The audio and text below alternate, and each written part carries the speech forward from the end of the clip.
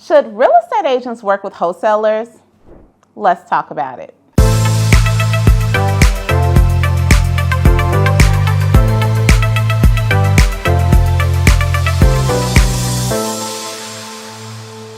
Hey everybody, it's Rosemary Lewis, your real estate bestie, and today we are going to dive into the question, should real estate agents work with wholesalers? But before we do it, look, wherever you are listening to this podcast, if it's on YouTube or your podcast platform, make sure that you go ahead and subscribe to Real Estate Bestie.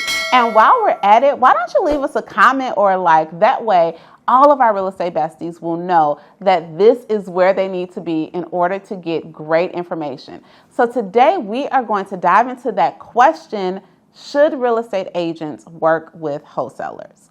So this question has come up quite often, and if you are licensed, you probably get phone calls or text messages every single day from different companies saying, do you have any distressed properties, or, is there anything that we can help you with?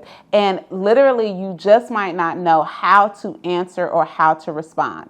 Now, I am not here to debate wholesaling because it's not something that I personally practice, and I know that there are a lot of different feelings around it, but as a real estate agent, this might be an option when it comes to selling some of your homes. So I would like to address some of the questions. So pretty much, if you don't know what wholesaling is that you usually have a group of investors or someone who is representing or will sell a home to an investor.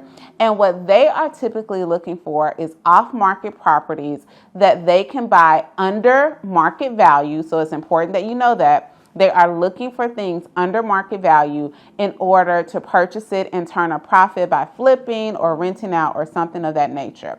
Often, wholesalers understand that real estate agents, just like we are looking for leads, their lead source that is going to be very beneficial in their business is working with real estate agents, because a lot of times we have a direct relationship with sellers.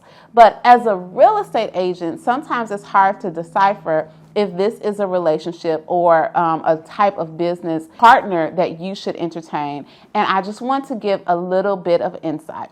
So the first things first, real estate agents, is that know that you have a fiduciary responsibility to your client to always operate in their best interest. And I want to say, not that I want to say, but I believe that as long as we are always operating with their best interest in mind, then it is actually okay if it makes sense for them to work with a wholesaler. The thing is that, remember, most wholesalers are looking for property under market value. So as a real estate agent, anytime I've worked with a wholesaler, and let's just say I have a seller who is selling their home for whatever reason, if we have an offer from somebody who is a wholesaler, I give them the context on, what they will walk away with this offer and how the home might perform differently if we were to go on the actual market. And this is the biggest thing. I think that it all comes down to disclosure, okay? Because a lot of wholesale companies will present the opportunity to real estate agents to say, hey, you can keep all 6% of your commission and we can get the deal closed fast and we're going to make you look like a rock star. But the problem with that is not upholding your fiduciary responsibilities if you're only thinking about how it will benefit you in the long run. But there are some situations, and I've had a situation or two, where it actually made more sense for the client to entertain an offer from a wholesaler instead of putting it on the market. And let me give you an example. I once worked with a family that inherited a property, and they realized that the property was actually in foreclosure over an unpaid tax bill, and it was coming up due to be sold in a foreclosure sale pretty quickly. Now, what it would have taken us to go on market, literally we had a matter of days. It possibly would not have happened and there was a great possibility that they would lose the property in the foreclosure sale, okay, from the county.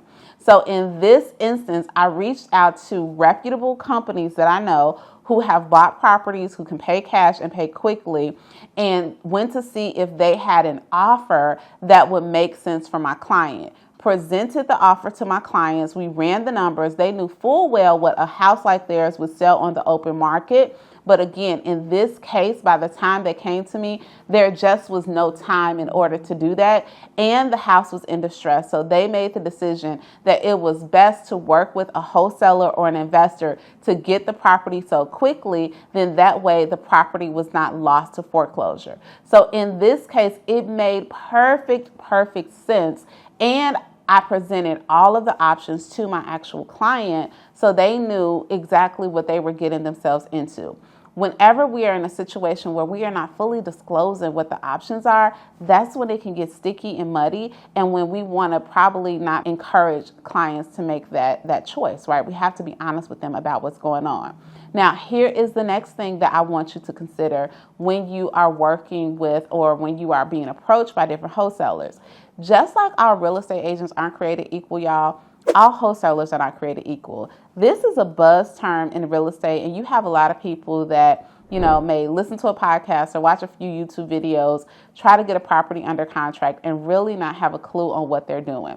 So if you are going to work with a wholesaler or an investor to sell some of your properties, I encourage you to do your full due diligence, okay?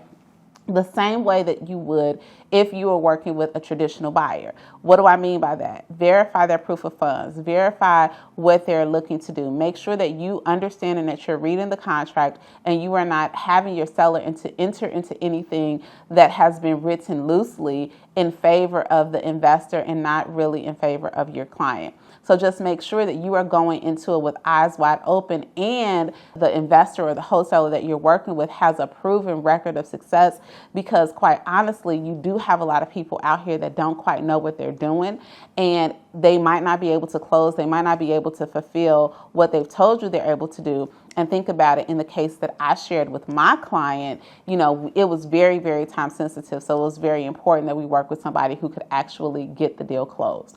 So just understand that, in many cases, you even have to heighten your senses when you're working with investors, because a lot of times either they're extremely savvy or they're newer to the business and not quite as savvy and can maybe overpromise and underdeliver. So in short, my answer is going to be, it's going to be a very personal decision on who and if you do have wholesalers or investment companies that you work with. But please, please, please make sure that you do your own due diligence and make sure that you are, above all, keeping your client's interest above your own. Have the detailed conversations with them, give them feedback on what their house would take on the open market versus what the investor is offering, and help them make the decision, or you allow them to make the decision on what's going to be the very best fit for them. So I hope this was helpful, because I know you get those calls and those emails, or you're just meeting people all the time.